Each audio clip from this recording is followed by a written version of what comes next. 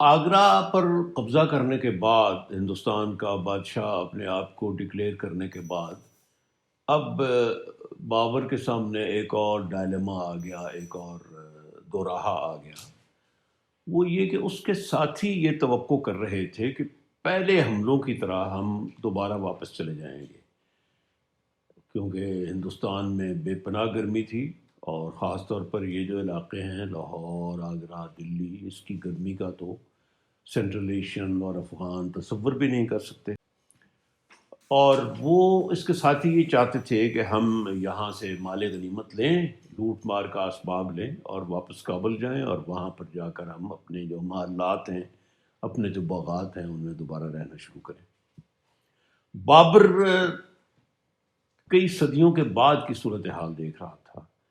وہ اپنے نہاں خانہ دل میں مستقبل کی ایک تصویر کشی کر رہا تھا کہ یہاں میری نسلیں حکومت کریں گی، اور جو جاگیر، جو بہت بڑی میراث، جو بہت بڑی سلطنت ہم نسل در نسل پیچھے چھوڑ آئے ہیں اور جو ہم سے چھن گئی، اس کی یہ ہماری تلافی ہو جائے گی اور ہم ہندوستان میں بادشاہی کریں گے۔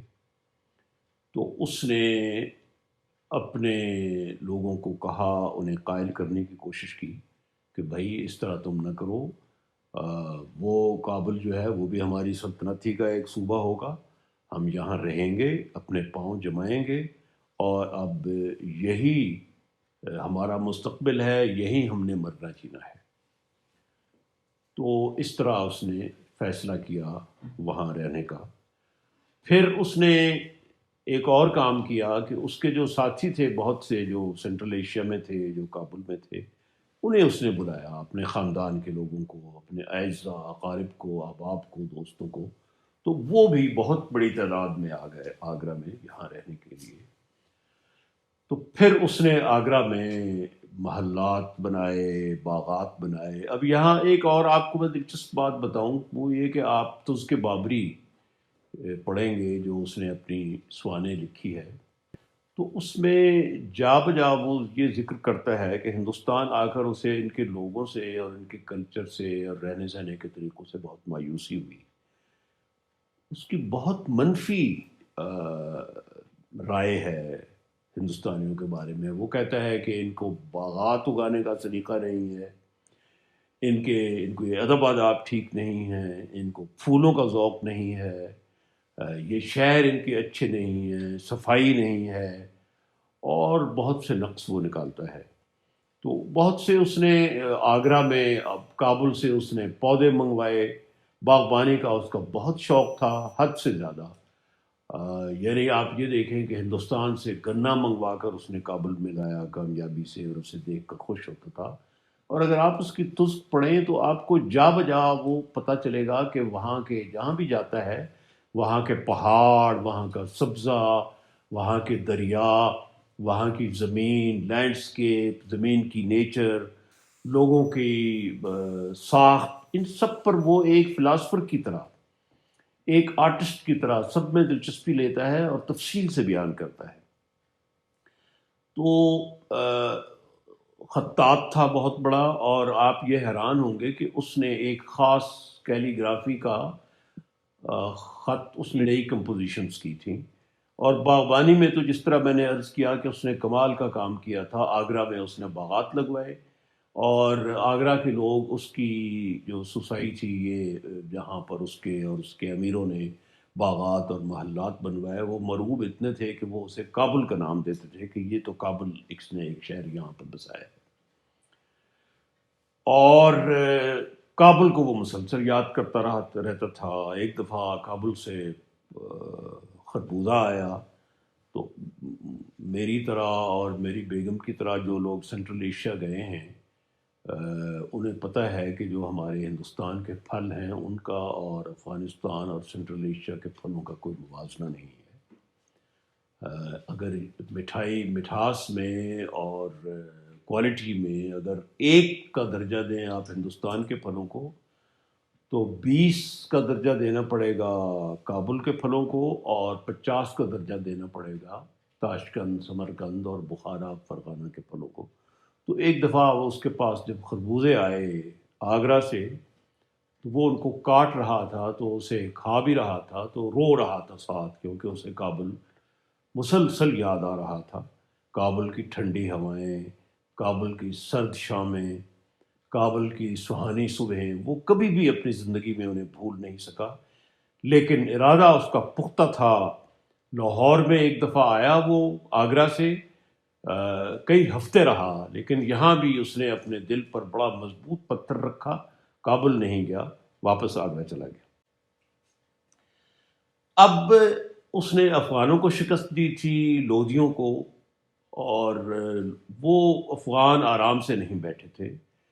آپ یہ دیکھیں کہ مشرق میں بنگال اور بہار میں ابھی افغان تھے بہت سے، ان کی حکومت تھی۔ ساؤتھ میں سارے راجپوت تھے۔ صرف دلی سے، آگرہ سے جو مغرب کا حصہ تھا، لاہور اور پھر آگے کابل تک کا وہ علاقہ اس کے پاس تھا۔ تو رانا سانگا تھا ساؤتھ میں، میواڑ کا حکمران، جو بہت ہی تجربہ کار جنگجو تھا۔ ایک آنکھ اس کی لڑائی میں ضائع ہو چکی تھی، 80 زخم تھے اس کے بدن پر تلواروں کے، اور تھا بھی راجپوت۔ اور راجپوت آپ کو پتہ ہے کہ لڑائی کے فن کے ماہر ہیں، اپنی عزت پر کٹ مرنا جانتے ہیں۔ تو رانا سانگا آیا 2 لاکھ کی فوج لے کر بابر کے پاس۔ تو اس کا جو ایک ذاتی منجم تھا، نجومی، دست شناس، قسمت کا حال بتانے والا، محمد شریف اس کا نام تھا، یہ بھی اس اثناء میں کابل سے آ گیا تھا۔ تو اس نے اپنے ستاروں کا حال دیکھا، تو اس نے بادشاہ سے کہا، کابل سے، بابر سے، کہ جناب آپ کے جیتنے کی کوئی امید نہیں، کیونکہ مریخ کچھ الگ سا راستہ مجھے بتا رہا ہے، اور فلانا جو ستارہ ہے اور وہ سیارہ وہ فلانے برج میں داخل ہو رہا ہے، تو آپ شکست کھائیں گے۔ بہرحال بابر نے اس کی کوئی پرواہ نہیں کی، اور رانا سانگے کے ساتھ ہاں یہ کیا کہ جس طرح ہمارے سارے حکمران کرتے ہیں، اس نے یہاں اب مذہب کا استعمال شروع کیا۔ اس نے اپنے فوج کو بلایا اور تقریر کی کہ یہ کافر ہے رانا سانگا، اور ہم مسلمان ہیں، تو میں اس کو جہاد ڈکلیئر کرتا ہوں، اور میں شراب سے توبہ کرتا ہوں۔ پھر اس نے شراب کے برتن سرائیاں منگوائے اور ان سب کو فوجیوں کے سامنے زمین پر بہا دیا۔ تو یوں اس نے اپنی فوج کو موٹیویٹ کیا کہ بھئی یہ تو ہم اس کے لیے لڑ رہے ہیں۔ یہ الگ بات کہ بعد میں اس نے مرنے سے کچھ عرصہ پہلے دوبارہ شراب نوشی شروع کر دی تھی۔ تو بہرحال یہ لڑے، اور پھر ان کے پاس توپ خانہ تھا، اور بہت شدید لڑائی ہوئی۔ پہلے جو پانی پت کی پہلی لڑائی تھی ابراہیم لودھی کے پاس، وہ تو چند گھنٹے رہی، دوپہر تک رہی تھی، لیکن یہ شام تک رہی، اور آخر میں اس نے ان کو بھی شکست دے دی۔ اور یہ آخری بڑی لڑائی تھی۔ اس کے بعد ایک لڑائی اس کی افغانوں کے ساتھ ہوئی، پٹنہ کے پاس۔ پٹنہ آپ کو پتہ ہے آج کل بھارت میں بہار کا صدر مقام ہے۔ تو پٹنہ کے پاس اس کی افغانوں کے ساتھ لڑائی ہوئی، اور اس میں اس نے افغانوں کی جو بچی کھچی طاقت تھی ان کو شکست دی۔ تو وہ پٹنہ کی لڑائی جو تھی اس کے ساتھ، وہ آخری لڑائی تھی اس کے زمانے کی۔ اس کے بعد پھر اس نے آرام سے حکومت کی، اور اپنی لٹریری ایکٹیویٹیز، لکھنے کا اسے بہت شوق تھا۔ اور تو اس کے بابری، اس کی جو واحد تصنیف زندہ ہے، اس کے علاوہ اس کی شاعری اب بھی ازبکستان میں بہت شوق سے پڑھی جاتی ہے۔ میں کئی دفعہ ازبکستان گیا ہوں، اور ایک دفعہ میرے وہاں ایک اسکالر دوست نے اس کا اردو ترجمہ مجھے دیا اور کہا کہ یہ آپ پاکستان سے چھپوائیے۔ بدقسمتی سے وہ مسودہ مجھ سے گم ہو گیا۔ اور یہ ایک اور دلچسپ بات ہے کہ ہم بابر کو بطور فاتح، بطور مغل سلطنت کے بانی کے جانتے ہیں، ازبکستان میں اسے ایک شاعر کے طور پر جانا جاتا ہے۔ اور جس طرح وہاں کا علی شیر نوائی مشہور شاعر ہے، قومی شاعر ہے، اسی طرح بابر جو ہے وہ وہاں کی شاعری کے حوالے سے اس کا بہت بڑا نام ہے، بہت بڑا مقام ہے۔ ترکی میں بھی شعر کہتا تھا، فارسی میں بھی شعر کہتا تھا، لیکن ترکی میں وہ زیادہ کمفرٹیبل تھا۔ اس نے اپنی تزک جو لکھی ہے، تزک بابری، وہ اس نے ترکی زبان میں لکھی ہے، اور یہ تاریخ کے لحاظ سے اور ادب کے لحاظ سے بہت بڑی کتاب ہے۔ آپ کو یہ دونوں کتابیں پڑھنی چاہیے، جہانگیر کی تزک جہانگیری اور بابر کی تزک بابری۔ اس کی اردو میں بھی بہت سے تراجم ہیں، انگریزی میں بھی بہت سے تراجم ہیں، شاید دنیا کی بے شمار زبانوں میں اس کے ترجمے ہوئے ہیں۔ تو اس قدر اس کو لکھنے کا شوق تھا کہ یہ اپنا کتابیں اور لکھنے کا سامان ہر دفعہ ساتھ لے کر جاتا تھا۔ تو ایک دفعہ میدان جنگ میں یہ ٹینٹ میں رات کو بیٹھ کر لکھ رہا تھا کہ تیز آندھی آئی، بارش آئی، اور اس کے اوراق بہت سے ضائع ہو گئے، کچھ دریا میں گر پڑے تو وہ سنبھالے گئے۔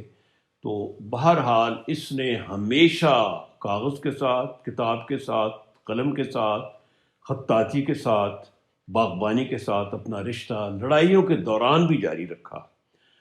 اس طرح اس قسم کا ایک آرٹسٹک مائنڈ کا خوش ذوق بادشاہ شاید پھر نہیں نصیب ہوا۔ اس کے جو تھے جانشین، ان میں ڈفرینٹ اوصاف تھے۔ جہانگیر نے کتاب لکھی، شاہ جہان نے عمارتیں بنوائیں، لیکن بابر کا یہ کمال تھا کہ اس میں یہ سارے جو فنون لطیفہ تھے وہ سارے اس کی ذات میں مجتمع ہو گئے تھے۔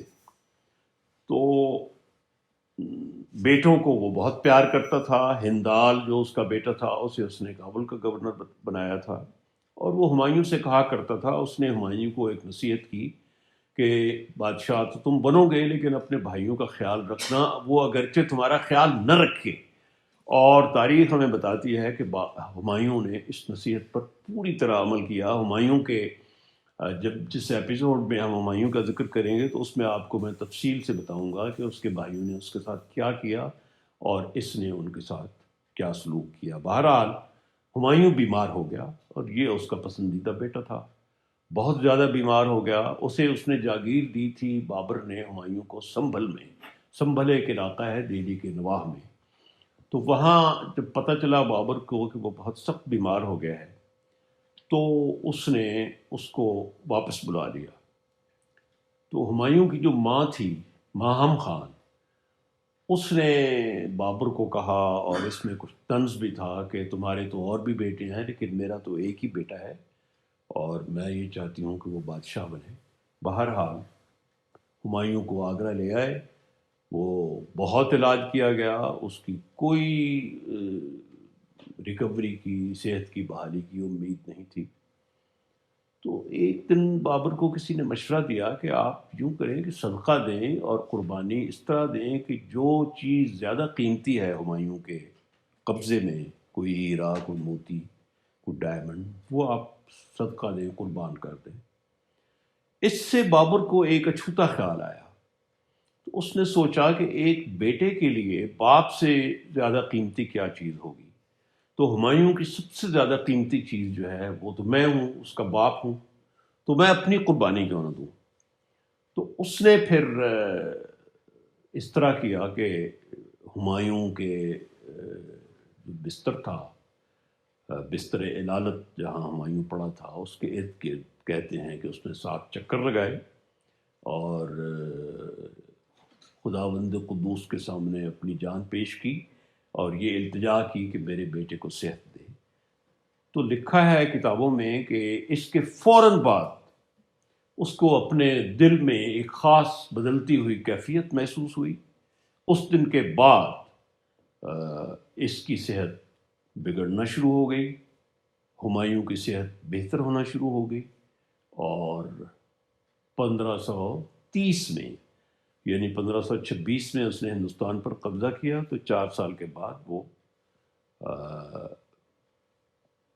انتقال کر گیا، اور اس کو آگرہ میں دفن کیا گیا، لیکن اس کی وصیت یہ تھی کہ میں کابل میں دفن ہونا چاہوں گا۔ تو 3-4 سال کے بعد پھر اس کے جو اجزاء تھے، جسم جو تھا اس کا، وہاں سے تابوت نکال کر تو کابل میں دفن کیا گیا۔ تو یہ ایپیسوڈ جو آج ہم نے مکمل کیا ہے، اس میں ہم نے آپ کو بابر کے بارے میں بتایا ہے، اس تلقین کے ساتھ کہ آپ تذکرہ بابری کا ضرور مطالعہ کیجیے۔